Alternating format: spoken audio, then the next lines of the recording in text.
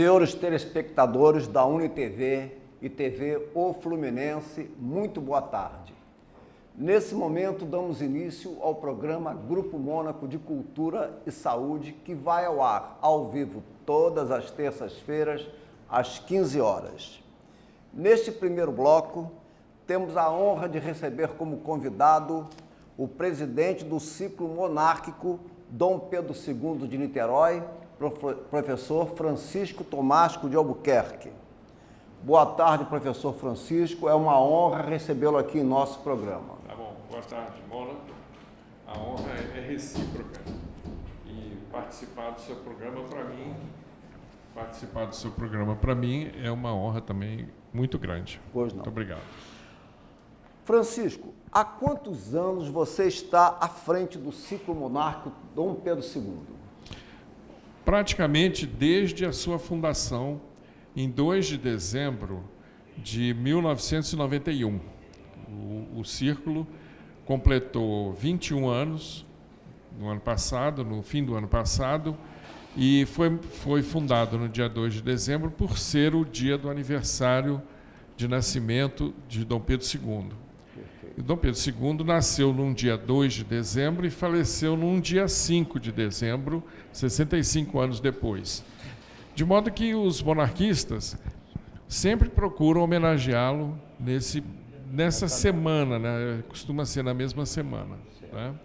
E eu entrei, não fui da primeira vez como presidente, mas sempre já participei como vice-presidente e diretor várias vezes, e nos últimos 12 anos eu estou como presidente, venho sendo reeleito continuamente imagino que pelo fato de eu estar fazendo uma boa gestão, né?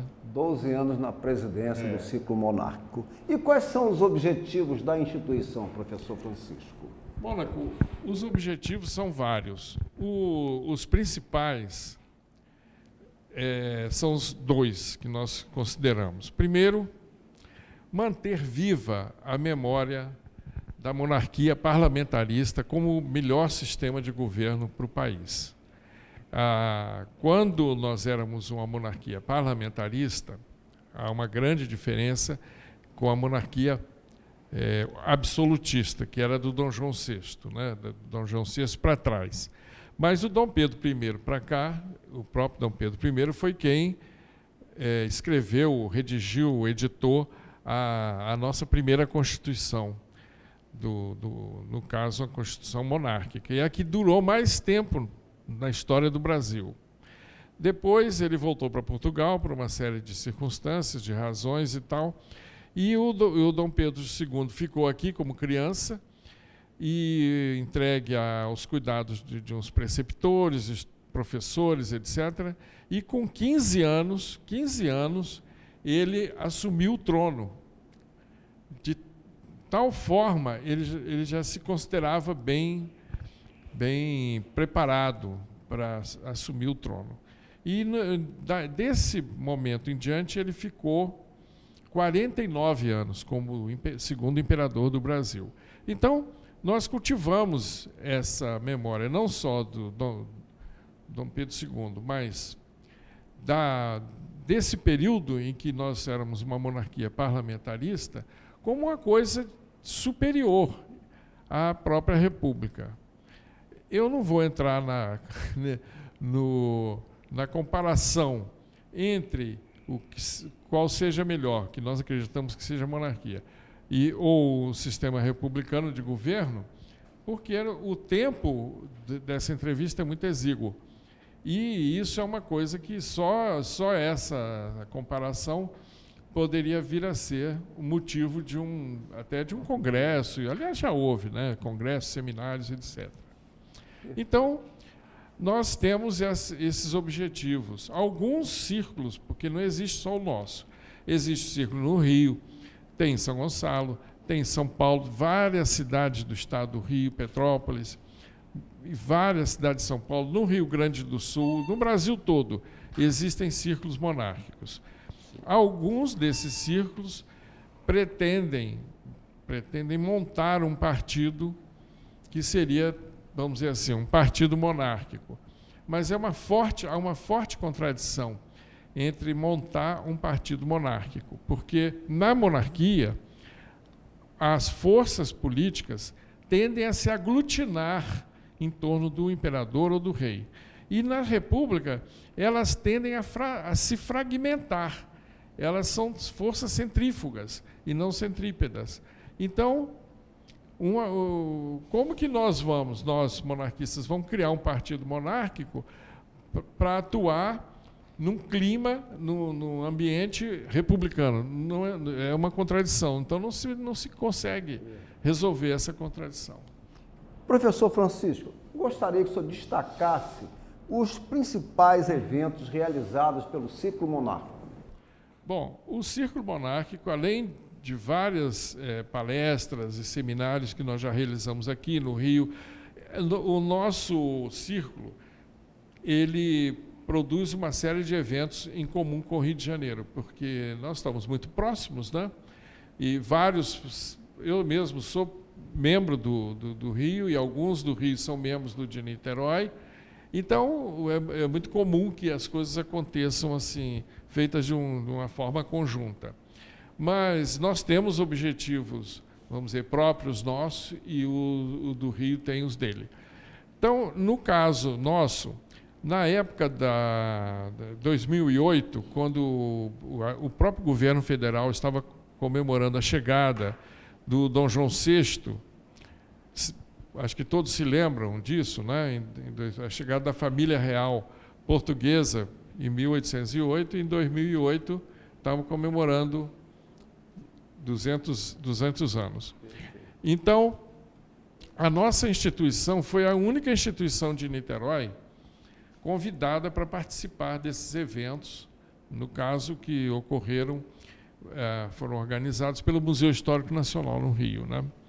Bom, e a nossa participação se deu na forma da construção de uma maquete arquitetônica do palacete que o Dom João VI teve aqui em Niterói, no Largo de São Domingos.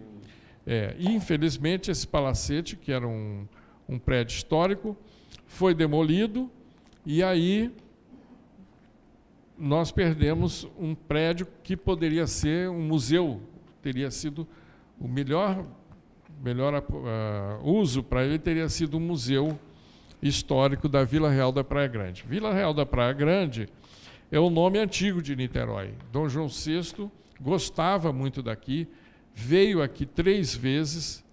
Nós temos aqui até pinturas do Debré mostrando a família real, onde hoje é Amaral Peixoto. Esse ambiente que aparece aqui são manobras militares que eles realizaram numa fazenda da dona Helena Casimiro, que morava. A casa da fazenda é onde hoje o Hospital da Beneficência Portuguesa, ao lado da Igreja da Conceição. Então, era uma plantação de mandioca. Para fazer essas paradas militares que eles fizeram, eles acabaram destruindo tudo e indenizaram a dona Helena, que não se conformou com a indenização, entrou na justiça. Bom, aí o fato é o seguinte, que esses eventos que surgiram aqui em Niterói fizeram com que a pouca população que existia do lado de cá da Bahia, na margem leste da Baía de Guanabara, tudo dependia do rio. Nós éramos os habitantes da época, né, eram uma mera projeção da administração real que existia no Rio de Janeiro. Então, qualquer pessoa que tivesse que lavrar uma escritura de compra e venda de imóveis, até de escravos, infelizmente isso acontecia também, eles tinham que pegar um barquinho, atravessar a Bahia e resolver no Rio de Janeiro. E a travessia naquela época durava 3 horas. 3 horas, não é 10 minutos como são hoje, né? como acontece hoje. Então, o que acontece? Os habitantes daqui, os poucos habitantes que eram ou fazendeiros ou sitiantes daqui, do que é hoje Niterói, do que é hoje São Gonçalo, do que é hoje Maricá, o Itaipu, etc., eles fizeram um abaixo-assinado pedindo para o rei montar aqui uma vila com serviços da justiça, para que eles não precisassem mais ir ao Rio de Janeiro. E nesse momento, Dom João VI, então, produz, aqui está o alvará de criação, da Vila Real da Praia Grande, é o documento de nascimento de Niterói, ele que foi efetivamente o criador de Niterói, do que hoje é Niterói. Nós temos toda essa documentação que estava, vamos dizer assim, em parte, não vou dizer perdida. Em Niterói não havia nada. Tudo que nós temos que pesquisar sobre a Vila Real da Praia Grande e o lado de cá da Baía de Guanabara, nós temos que, até hoje, nós temos que ir ao Rio de Janeiro, porque nós não temos uma instituição aqui que concentre toda essa documentação. Então, com esse objetivo, nós vimos batalhando para justamente montar um museu histórico aqui em Niterói. Eu, como você sabe, Mônaco, eu não sou daqui, eu sou de Minas Gerais. E as pessoas que são de lá, nós já estamos muito mais acostumados às questões da história, sempre me pareceu isso, do que as pessoas, os cidadãos do estado do Rio. Não do Rio de Janeiro. O Rio de Janeiro, por ser o centro mesmo, sempre concentrou muita gente interessada em história. Mas você saindo do centro do Rio, o estado do Rio como um todo, a antiga província do Rio de Janeiro e depois o estado do Rio, eles nunca ligaram muito para essas questões históricas. Então, tanto é que a primeira vez que eu vim a Niterói, foi em 1975, 76, Niterói ainda era a capital do estado. Eu perguntei ao meu amigo que estava me trazendo aqui para conhecer a cidade, ele morava aqui e tal, eu vim passar um fim de semana aqui. Eu perguntei, onde é o museu de Niterói? Onde é o museu histórico de Niterói? Não, Niterói não tem um museu histórico.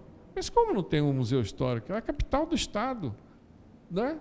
Eu já estava acostumado com a existência do Museu Histórico do Rio de Janeiro, de Juiz de Fora, de Ouro Preto. Então, para mim, sempre soou uma coisa assim meio estranha, Niterói não ter um museu histórico. Isso tem mais ou menos uns 50 anos que isso aconteceu, quer dizer, ao longo de 50 anos, continua não tendo.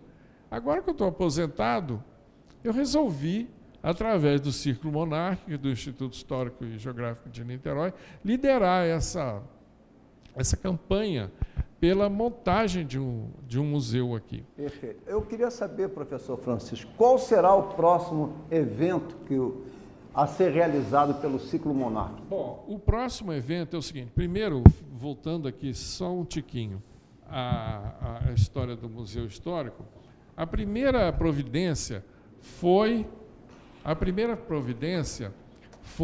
vamos dizer, criar o museu em termos de lei.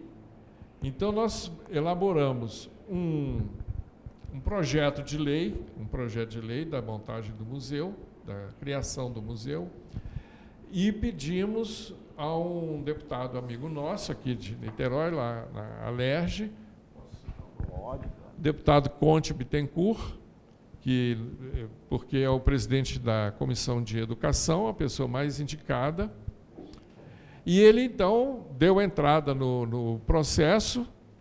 O processo tramitou lá mais ou menos 2 anos e já foi perfeitamente aprovado, inclusive assinado, sancionado pelo governador Sérgio Cabral. Então, o museu existe no papel, nesse papel aqui, Diário Oficial. Mas o que nós estamos batalhando é para que ele venha a existir em termos físicos. Nós estamos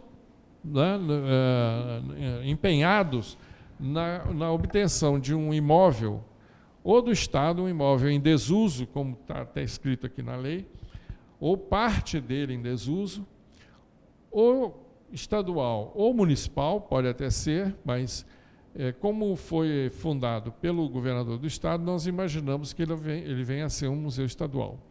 E aí, nós vamos poder começar a montar o museu, propriamente dito, com o acervo que a gente já vem se juntando. Então, respondendo para você, essa é o nosso principal objetivo de agora em diante. Agora, fizemos outras realizações também. Por exemplo, Niterói nunca teve uma medalha relativa à história de Niterói. E a Casa da Moeda tem lá dentro da Casa da Moeda um clube da medalha do Brasil. Esse clube da medalha cunha medalhas comemorativas em que vamos dizer assim, uma cidade ou uma instituição esteja comemorando um número redondo, tipo, no mínimo 100 anos. Né? 100 anos, 80 anos, 90 anos, 200 anos, enfim. E aí, quando Niterói estava comemorando 190 anos da fundação pelo Dom João VI, eu preparei um processo de entrada lá na Casa da Moeda, lá no Clube da Medalha, e lá, quando você dá entrada num pleito pedindo que se faça uma medalha, sugerindo que se faça uma medalha tal ou qual, você vai concorrer com 200 indicações. E dessas 200, só 10 vão ser aprovadas. E foi o caso. Eu fui lá no dia da decisão, tem uma sessão aberta, né, para quem sugeriu. Eu fui lá e defendi a medalha para Niterói. Então, essas medalhas aqui foram lançadas, inclusive houve um lançamento no Museu de Arte Contemporânea, no MAC, no dia 2 de maio, no dia 2 de dezembro, foi um aniversário do Dom João VI, do Dom Pedro II, e a de cima de ouro, essa à esquerda é de prata e a da direita embaixo é de bronze. Eles sempre fazem as medalhas nesses 3 metais. Né? Bom, então, outra coisa. Recentemente, aqui no Largo de São Domingos, ali tem um pequeno monumento ao Dom Pedro II, um busto do Dom Pedro II, né, ali na Cantareira. O pessoal chama aquela área ali de Cantareira. Pois bem, um fulano lá qualquer subiu no monumento, segurando no busto do Dom Pedro II, e arrancou ele do monumento. E ele jogou ele no chão. Então, todo mundo pensou que ele tinha sido roubado. Mas aí, na mesma hora, ligam para mim, como se eu estou ligado a esse assunto. E olha, o que aconteceu? Roubaram o busto e tal. E eu entrei em contato com o pessoal da prefeitura e fomos descobrir que o busto estava guardado provisoriamente no Departamento de Parques e Jardins, no Campo de São Bento. E aí eles disseram que iam fazer uma restauração no busto e que seria recolocado o mais rápido possível. Isso foi com relação à prefeitura anterior. A atual, agora, já há alguns meses, finalmente recolocaram o busto lá. Então, isso são coisas que a gente atua também. Né? Nesse caso, o evento mais agora próximo é o da exposição que nós estamos organizando no Salão Nobre da Câmara Municipal de Niterói, que vai inaugurar no dia 13 de maio, em que se comemora também há 125 anos da abolição da escravatura pela princesa Isabel, e vai até no dia 28 de junho, em princípio, porque nós já fizemos uma exposição lá uma vez, há uns 4 anos atrás, e a própria Câmara pediu que a gente prorrogasse, porque estava dando muito público, coisa que eles nunca tiveram lá, né, anteriormente. Então, a abertura será no dia 13, 13 de maio, às 5 horas da tarde. Isso aqui é uma cópia da Lei Áurea. A Lei Áurea chama-se Lei Áurea porque foi assinada com uma caneta de ouro que os abolicionistas haviam mandado fazer e doaram à princesa imperial regente, como está escrito aqui, que é a princesa Isabel. O pai dela, Dom Pedro II, estava nos Estados Unidos na época, não pôde assinar, então ela que assinou. E ela batalhou, não só assinou, mas ela batalhou para que a lei passasse no parlamento, né?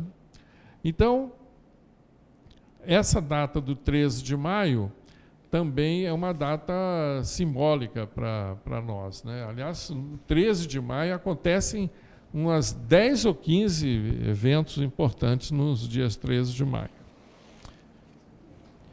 Há longos anos, você é membro do Instituto Histórico e Geográfico de Niterói, onde ocupou, inclusive, a presidência por 2 gestões. Isso. Belíssimo trabalho, inclusive. Obrigado. Recentemente, você lá proferiu uma palestra no curso de História que está sendo realizado. Eu queria saber, professor Francisco, qual foi o tema abordado nessa... Olha, foi sobre o Langsdorff, o Barão de Langsdorff. Esse foi um barão alemão que veio para o Brasil, ele passou aqui em 2 ocasiões, depois veio definitivamente, apesar de ser alemão, ele veio como cônsul da Rússia imperial da época, né? Abrir as relações diplomáticas com no caso, o Reino Unido de Portugal, Brasil e Algarves, porque nesse ínterim, Dom João já tinha vindo para o Brasil e elevou o Brasil, que era uma simples colônia, à condição de Reino Unido de Portugal, Brasil e Algarves. Então, o Barão de Langsdorff se encantou, ele era médico de profissão, e tem uma história belíssima, faleceu com 75 anos, não dá para descrever tudo aqui. Nem mesmo lá no Instituto Histórico eu pude me expandir muito. Mas ele era um grande explorador, assim, botânico, mineralogista, o que você imaginar sobre o Langsdorff, ele atuou nisso, né, na área científica. E ele teve uma fazenda aqui em Almirim, chamada Fazenda da Mandioca, que era o caminho que todo historiador, todo visitante percorria para ir para as Minas Gerais naquela época. As pessoas, para entrarem no Brasil, nós temos essa barreira enorme que é a Serra do Mar, então esse era logo o primeiro obstáculo que as pessoas, os pesquisadores e também os colonizadores, né, enfrentavam, eram as montanhas da Serra do Mar. Então, uma pessoa que quisesse ir naquela direção tinha que pegar um barco aqui no cais, naquela época chamava-se Cais Farux, ou Cais dos Mineiros, que é uma parte da Praça 15. Um cais quadrado que tem ali à esquerda de quem vem na direção do mar, né? Ali pegava uma barca e ia até o fundo da Baía de Guanabara, num lugar chamado Mauá, que tem até hoje, né, a praia de Mauá, e ali desemboca o rio em Almirim. Ali saía do barco, pegavam mulas e tal, e aí a pessoa ia subir a serra. No subir a serra, ele já tinha que ir até Porto... passava obrigatoriamente na fazenda do Langsdorff, passava na fazenda dele. E ele era um homem casado com uma russa nobre, e agora você imagina, em Almirim, naquela época, ter uma fazenda até com piano de cauda. Então ele recebia os visitantes com pianos de cauda, uma coisa fantástica, né? Professor Francisco, além porque essa obra do Langsdorff teve grande repercussão no nosso meio. Você publicou um livro sobre o bairro de São Domingos. É esse aqui. Certo. Quando nós estávamos realizando as pesquisas para a construção da maquete do casarão do Dom João VI, eu reuni um material tão variado e tão inédito, uma coisa é que muita coisa que está aqui não está em livro nenhum de Niterói, porque eu não sei, aí não é uma questão de crítica, mas é muito comum que um pesquisador vai fazer um livro, ele pesquisa em livros já existentes. Então, vamos supor que aquele que ele pesquisou já veio de um terceiro, de um segundo livro, de um primeiro lá, 100 anos atrás. Então, o que acontece? Muita coisa não existia em Niterói, e eu descobri no Rio. Eu gostaria que o senhor nos falasse algo a respeito do projeto de edificação. Então, nesse ato,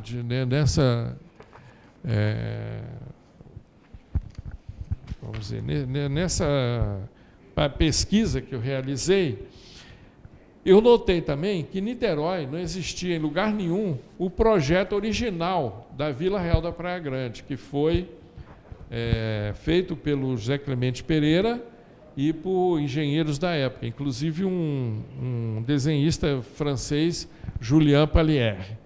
E aí eu vi numa gravura bem pequena que aparecia num livro, esse carimbo aqui da Sociedade de Geografia de Lisboa. Então, como eu tinha que ir a Portugal e a Itália, eu reservei na volta passar na Sociedade de Geografia de Lisboa, eu e minha mulher. Não, porque ela também é arquiteta, também é historiadora, junto comigo e tudo mais. Então, nós vimos o original, isso aqui é uma cópia, né? Vimos o original, ficamos até muito emocionados, porque foi o original que foi assinado, foi aprovado pelo Dom João VI, por todas as pessoas mais importantes da fundação da cidade. E aí eles tiraram uma cópia no tamanho original. Esse é o tamanho verdadeiro da planta.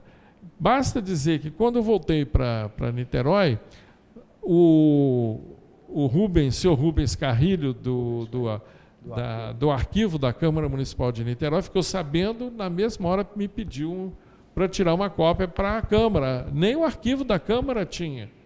Então nós tiramos uma cópia, doamos para lá, e agora isso aqui vai ficar exposto, é claro, na exposição da Vila Real da Praia Grande.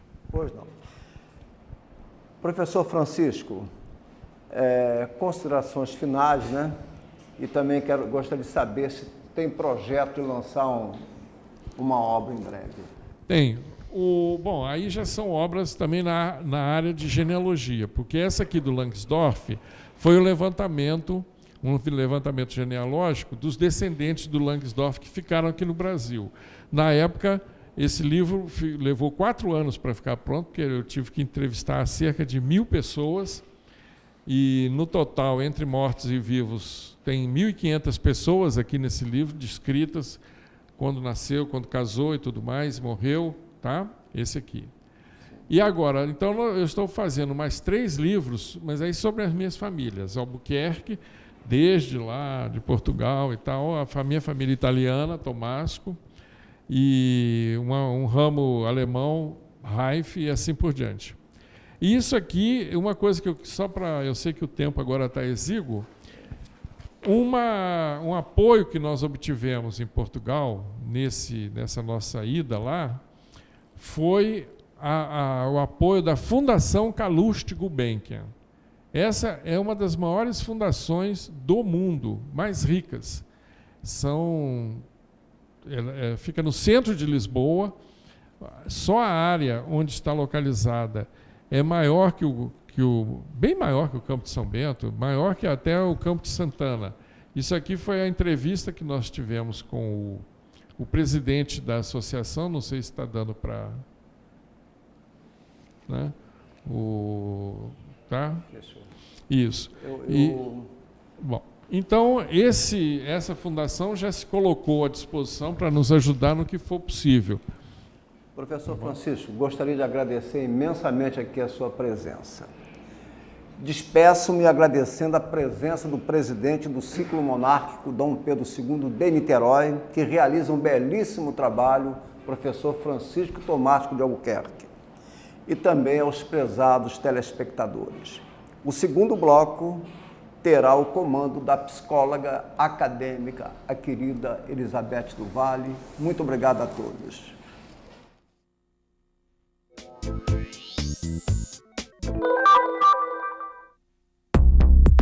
Pioneiro no cenário de estratégia e defesa nacional, o INEST, Instituto de Estudos Estratégicos da UF, é um centro voltado para a pesquisa e formação de profissionais na área de segurança internacional. Se trata de ter um instituto voltado para a compreensão dos estudos estratégicos no contexto das relações internacionais. Isso significa que nós estamos interessados em entender o sistema de relações internacionais a partir do papel da força. Qual é a força? As Forças Armadas. Ou seja, a suposição de que não se pode entender o mundo contemporâneo se não se entende também a história dos seus conflitos, a história das suas revoluções, a história das suas guerras. O INEST oferece cursos de pós-graduação e mestrado, além da graduação em Relações Internacionais, que recebeu a nota máxima na última avaliação do MEC. O Instituto também abrange diversas áreas do conhecimento. Eu estou dentro do INEST nessa área de ciência, tecnologia e defesa. Agora, note bem, eu sou engenheiro, né? O que eu quero dizer com isso é que o estudo estratégico ele abrange praticamente todas as áreas do conhecimento, né? Uma área absolutamente multidisciplinar, ou seja, tem a ver com engenharia, tem a ver com física, tem a ver com saúde, tem a ver com agricultura, tem a ver com tudo. A questão da defesa nacional é um todo, né? A defesa nacional depende de todos os aspectos relativos à sociedade. Fundado há 2 anos, o INEST vive processo de expansão e, para isso, está aumentando o seu corpo docente. Os novos professores falam sobre a expectativa de fazer parte do Instituto. A expectativa é a melhor possível, porque a gente já começa a desenvolver projetos em parceria, né, o que promove uma interação não apenas no nível pessoal, né, entre os colegas, mas também no nível intelectual, no nível da pesquisa. Então, esses laços começam a se desenvolver, começam a se fortalecer, e a tendência é a gente desenvolver grupos de pesquisa, projetos de pesquisa, potencializando isso em outras atividades externas, ou mesmo do próprio INEST, enfim. As possibilidades são imensas. O trabalho a ser realizado no INEST, em função de ser pioneiro, em função de, no Brasil, estudos e pesquisa na área de defesa ainda ser recente, somente nos últimos 10, 15 anos é que se intensificam estudos e pesquisas nessa área. Eu espero poder colaborar e contribuir para que as pesquisas, os conhecimentos gerados sejam os melhores possíveis e que isso redunde em benefícios para o país. Em parceria com as Forças Armadas, o INEST abre portas para futuros estudos na área de estratégia e defesa. Nós fizemos uma associação com a Escola Superior de Guerra. Então, na verdade, nós passamos a ter não só 3 escolas de altos estudos militares, da Marinha, do Exército, da Aeronáutica, mas passamos também a ter a parceria com a Escola Superior de Guerra. Inclusive, nesse segundo caso, com a Escola Superior de Guerra, com professores doutores que foram associados ao nosso programa. É um instituto inédito, único e original. Não existe nada parecido com o INEST antes, não existe no momento, mas espero que tenham muitos no futuro.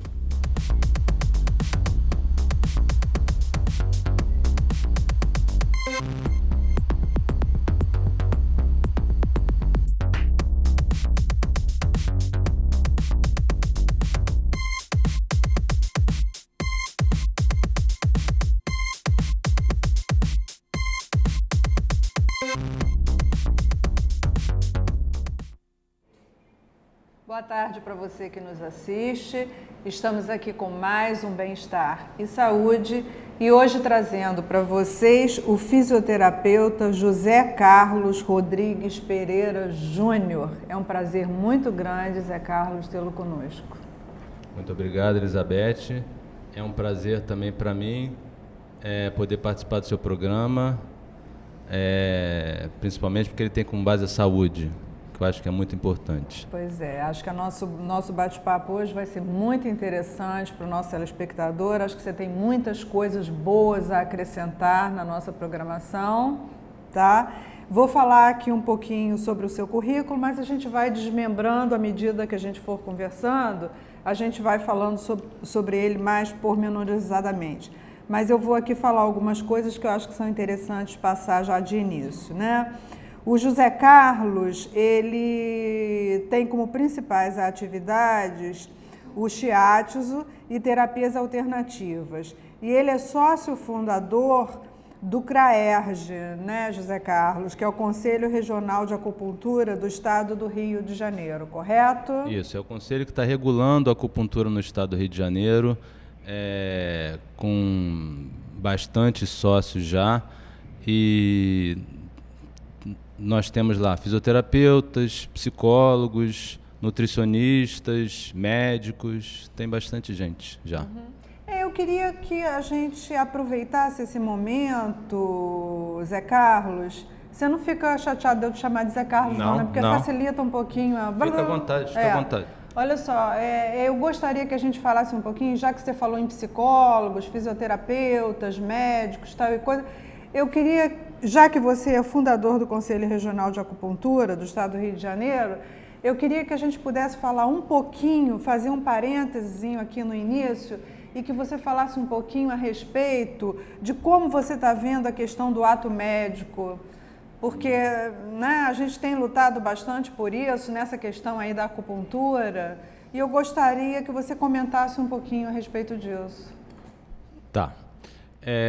Primeiro, assim, só para deixar claro, assim, sou eu e mais 9 que fundamos, eu sou um dos sócios fundadores, né? E o ato médico é uma tentativa dos médicos de fazer com que a acupuntura se torne assim privativa deles, né? Nós temos que ter hoje, a população tem que ter em mente o seguinte, que existem basicamente 2 tipos de acupuntura. A acupuntura médica, que eles mesmos intitulam desta forma, e a acupuntura que a gente chama de acupuntura energética, que é a acupuntura tradicional. É a acupuntura que os criadores, há 5.000 anos atrás, essa criação foi uma somação de conhecimentos, né? Que é esse tipo de acupuntura, que é a acupuntura que é a ideal, da China, sim, né? E que é a ideal de ser aplicada. É aquela acupuntura que vê sinais e sintomas, por exemplo, que são relegados em termos de saúde, em termos de doença, para você poder avaliar um paciente. A acupuntura médica, ela é mais cientificista. Então, ela precisa de alguns dados mais pormenorizados, não que a acupuntura energética também não precise, né? Não que nós que praticamos uma outro tipo de acupuntura não precisemos também, nós também precisamos, só que nós não damos um valor que é dado unicamente a esse tipo de exame. Por exemplo, um exame laboratorial é importante? Mas não um exame definidor de saúde. Um exame de imagem é importante? Mas não é um exame definidor de saúde em sentido lato, em sentido amplo, bem-estar do paciente, não é? Então, assim... Você diria que a visão da acupuntura chinesa, ela transcende a questão do diagnóstico por imagem? Quer dizer, ela transcende a isso? Eu entendo que sim. Essa visão iria além? Isso, eu entendo que sim. Eu entendo que seria uma visão que hoje, se nós formos verificar como é que a acupuntura ela é tratada na Ásia e na Europa, em países assim que trouxeram realmente essa coisa bem tradicional da acupuntura, eles hoje têm essa preocupação de resgatar a acupuntura desta forma porque eles estão preocupados com a prevenção, né? Se eu esperar aparecer no resultado de um exame laboratorial ou um exame de imagem alguma coisa para eu começar a tratar um paciente, esse paciente pode morrer. Ou ele pode vir a adquirir uma doença que eu posso não conseguir mais resolver.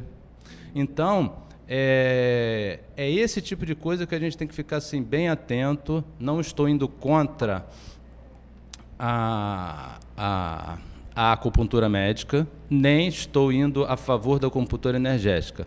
Eu estou indo a favor de um sistema que procure efetivamente cuidar do ser humano. Então, se eu estou cuidando do ser humano em todas as suas esferas, psicológica, física, social, emocional, isso me interessa. Isso que tem que ser interessante para a saúde. E não você querer repartir... fragmentar o indivíduo. Fragmentar. Então, assim, se você está usando uma abordagem que ela tenha essa visão sim interessa para o ser humano. Outra não interessa. Tá, você está falando de uma visão integrada do ser humano, né? Sim, sim. De uma visão onde você vê o ser humano como um sistema global, integrado, né? Onde você não pode cindir isso. Até porque a máquina não vai conseguir nunca definir exatamente se eu estou bem ou se eu estou mal. E da importância da profilaxia. Sim, quer dizer, da sim. importância de você tratar o ser humano antes que ele venha contrair uma doença ou uma lesão, né, que seria a doença. Isso é que é o interessante. Interessante, deveria ser muito interessante para o setor público, por exemplo, que o investimento seria baixo. Porque é a medicina preventiva. Exato. Né? Que é o que se procura fazer, mas que ainda está muito longe, né, de chegar às vias de fato. Hoje país, nós ainda estamos bem distantes disso. Né? A gente ainda está engatinhando nesse aspecto. Né? Porque assim, eu acho interessante o que a gente conseguiu hoje em termos cirúrgicos. Né? Se eu falar em termos de implantes ou de algum procedimento cirúrgico semelhante, eu acho que nós alcançamos avanços memoráveis, mas em função de um atendimento primário, nós ainda estamos engatinhando.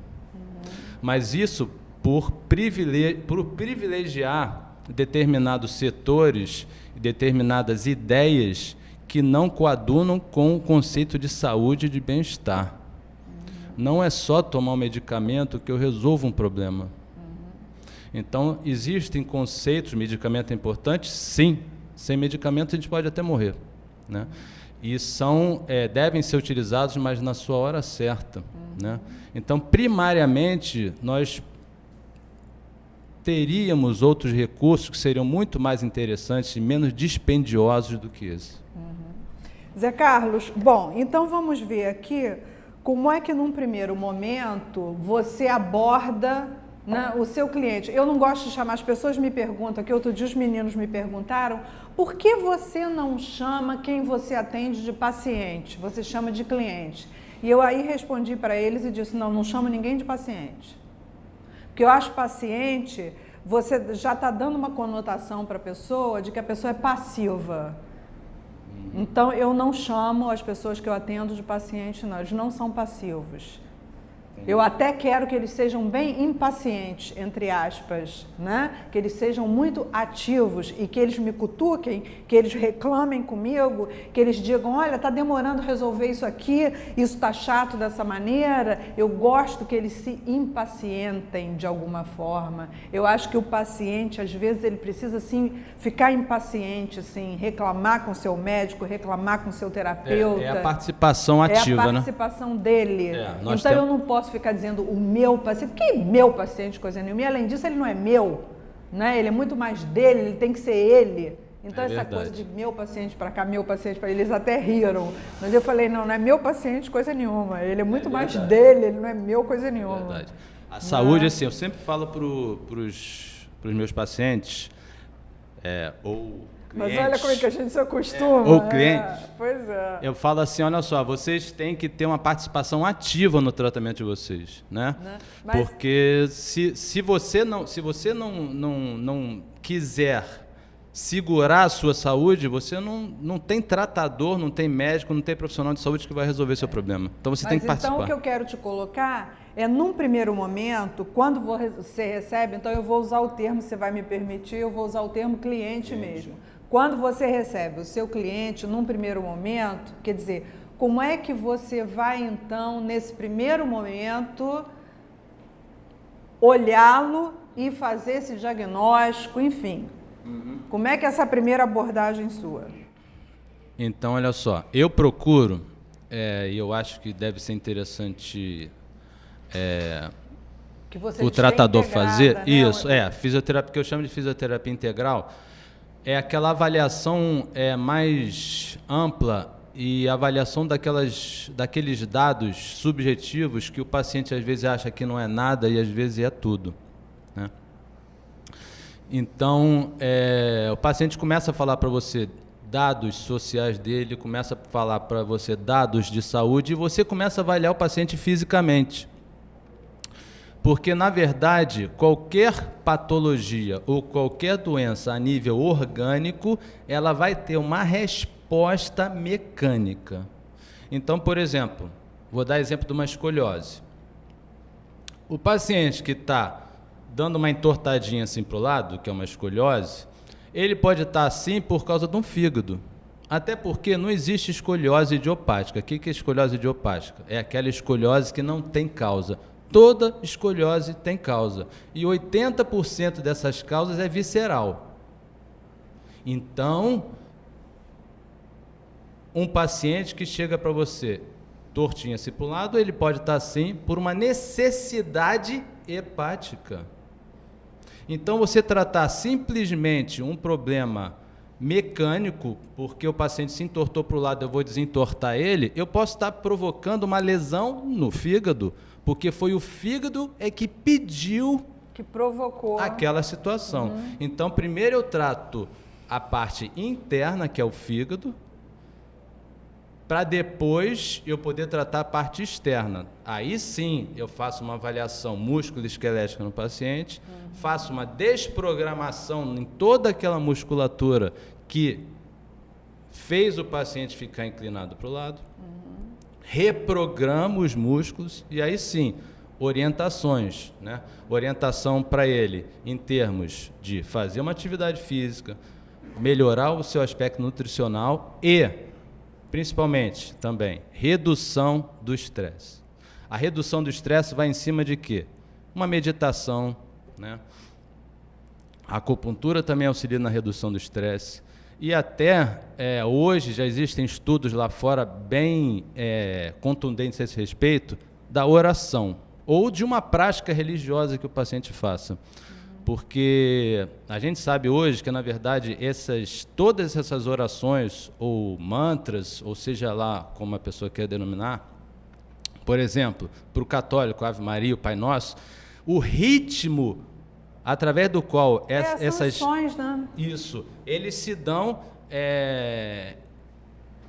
fazendo com que você fique com uma frequência respiratória tranquila, com uma frequência cardíaca tranquila, porque isso veio dos monges. Os monges que trouxeram. Exatamente. Que produzem... Então, quando você está numa igreja, por exemplo, ou num culto religioso, seja lá qual for, você sai com aquela sensação de bem-estar, não só pela prática espiritual em si, mas o que provocou fisiologicamente no seu corpo, em termos respiratórios. Exatamente. Aquilo provoca o estado psicológico, aquilo te leva a um estado de alma, né? De ânimo, como a gente diz, que produz uma sensação de bem-estar. E são armas que a gente pode usar todo dia, a gente não usa. Né? Uma meditação, aprender a respirar, a gente não faz? E podia fazer. Agora, quando você fala que você usa determinadas técnicas de, vamos dizer assim, descondicionar o indivíduo em determinadas situações, como posições de inclinação, às vezes para um lado ou para outro, quer dizer, fala um pouquinho sobre essas técnicas, quer dizer, de como é feito isso na prática. É através de algum tipo de massagem? Porque você falou na acupuntura. A acupuntura todo mundo sabe que é com as agulhinhas, né? Tem aqueles pontos específicos e tal. O shiatsu feito com a ponta dos dedos, não é? Isso. Que a acupuntura ela vai fazer o quê? Ela vai trabalhar a parte orgânica em si. Logicamente, para o oriental, a parte orgânica tem relação com a parte mecânica. Só que ela não faz um ajuste fino dessa parte esquelética. Então, você precisa realmente botar a mão no paciente e conduzir em termos de ajustes, isso, vertebrais, ajustes musculares, para que esse paciente possa ter um equilíbrio melhor e ensinar o paciente a andar, marchar, né? Normalmente você vê assim que o paciente tem pessoas que chegam para a gente lá com a filha, falam assim, olha só, eu queria que a minha filha melhorasse um pouco, que eu estou achando ela um pouco corcunda. Aí você olha para a mãe e vê que a mãe tem essa postura. Então, determinados padrões físicos vêm já de indução neurológica hereditária. Então, você não tem como modificar. Algumas coisas desse tipo, você também tem que orientar o paciente na hora, que são coisas que são modificáveis e coisas que não são modificáveis. O que importa é ele estar funcionando bem. Por exemplo, você falou aí em relação à marcha, em relação à postura. Vamos ver aqui um exemplo.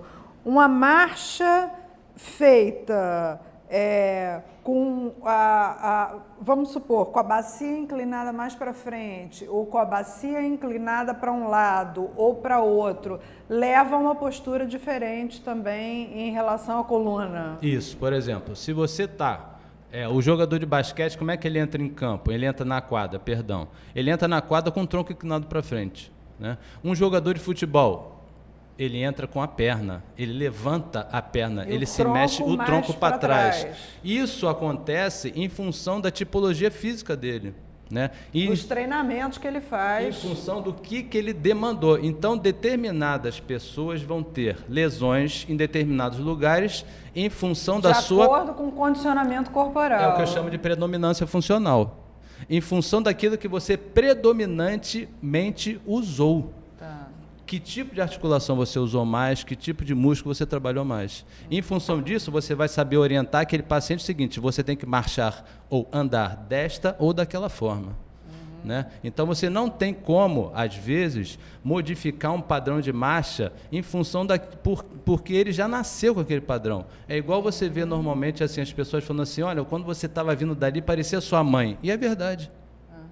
Por quê? Nós nascemos com uma indução neurológica de marcha.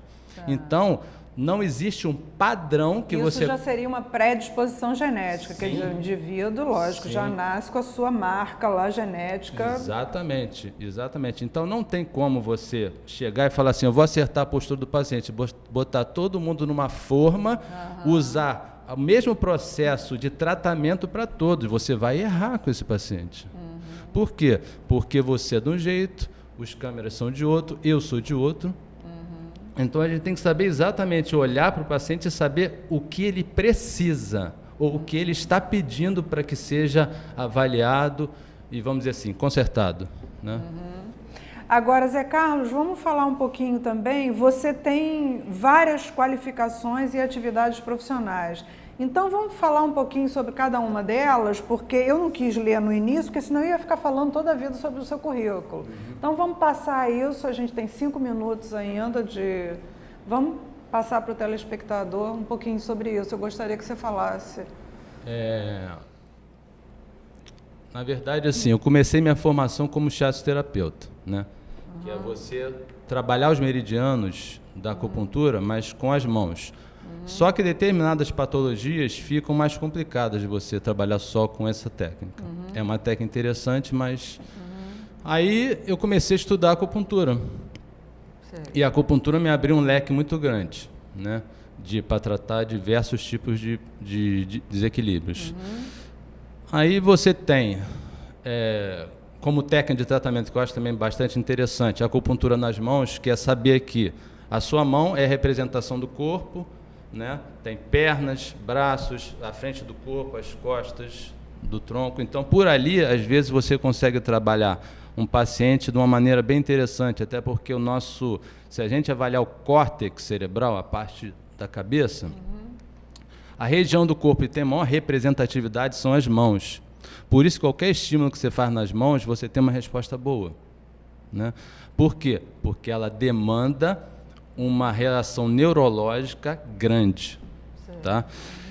Oligoterapia catalítica, que é um curso também que eu fiz, que é interessante, que você aprende a lidar com os minerais que estão faltando no corpo, só que diferente da ortomolecular, que são macromoléculas, a gente trabalha com moléculas pequenas, então o risco de efeitos colaterais é pequeno.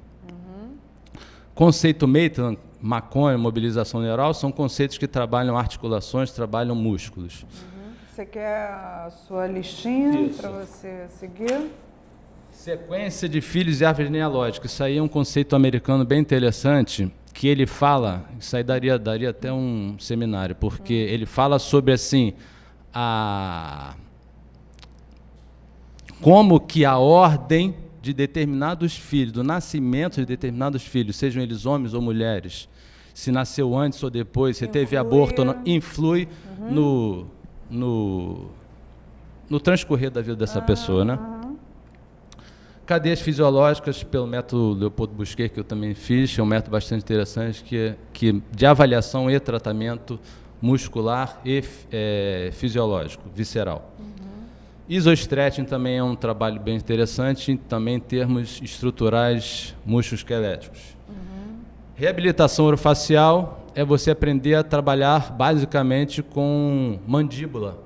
Vários problemas mandibulares têm a ver com quadril, né? Isso, disfunção de ATM. Eu já resolvi bastante problema de dor lombar, cuidando da articulação intermandibular. Isso, só mexendo aqui você... Até porque isso aqui aqui é o encaixe da coxa, aqui é o pubis e quadril. Olha que interessante. É a mesma articulação. Se eu for adaptar, se eu for olhar, é igual. A articulação é a mesma. Para baixo, sim, reflete para baixo. Tá. E aqui se dá o encontro de todas as cadeias musculares, de baixo para cima e de cima para baixo. Então eu estou ferrada, porque eu tenho uma subluxação na ATM. Tem que tratar. Ferrei-me. Tem que tratar, porque senão ou você já tem um problema de quadril, que já deve ter, ou então vai ter. Não, acho que eu já tenho. Isso aí. E o conceito Soedes da fisioterapia analítica, que é um conceito bastante interessante, que ele fala sobre as marchas, sobre o uso da marcha.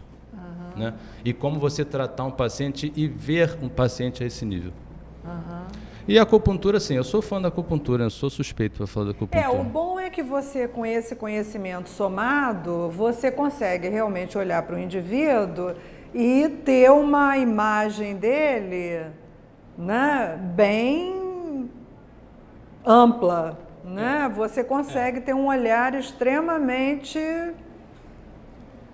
ampliado. O que eu acho que o tratador de saúde tem que ter, assim, ele saber que ele não é Deus. Sim, com certeza, não é dono da verdade. Isso, e saber, isso é importantíssimo. saber ou ter humildade o suficiente para saber a hora que ele parou e a hora em que outra pessoa pode entrar no lugar dele para fazer o bem para o paciente ou para o cliente.